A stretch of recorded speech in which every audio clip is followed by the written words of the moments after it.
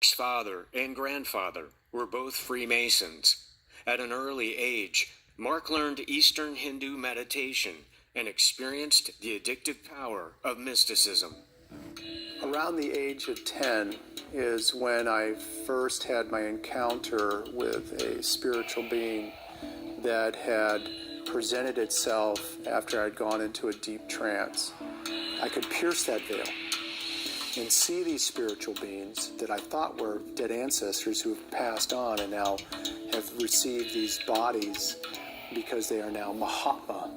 They're enlightened descended masters.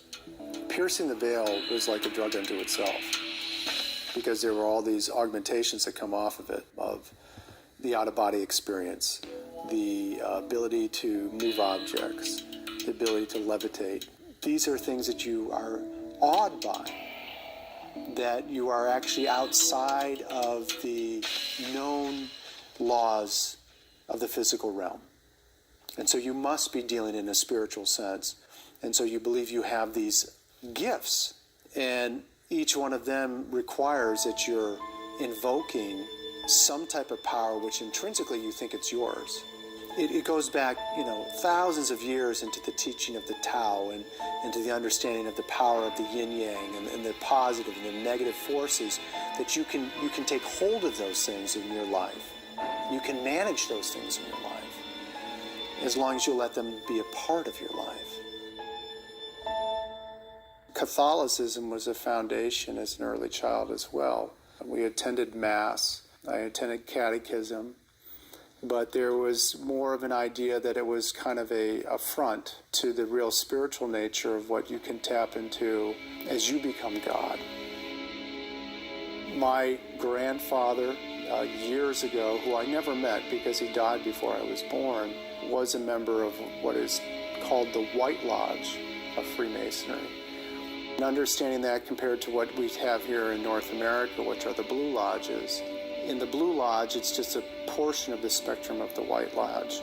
So in the White Lodge, they were given full view of the things that were available to them. My grandfather's apron of wisdom, with the Masonic apron of wisdom, was presented to me to take if I had wanted it to join a lodge.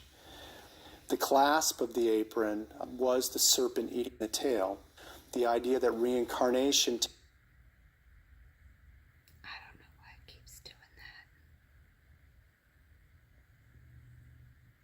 that. takes place in the life of an adept. So you keep coming back until the point where you've reached a Mahatma level, and you don't have to then come back into a physical presence, but you can come back as an esoteric being. And the candidate rises, reborn as a master mason. It is to teach the Mason the importance of the immortality of the soul. Mark rejected his grandfather's Masonic apron after becoming a Protestant Christian. He came to believe that Christianity was totally incompatible with secret societies. Through his early career, Mark's circle of associates included Freemasons in big business and government, some involved in drugs and sex trafficking.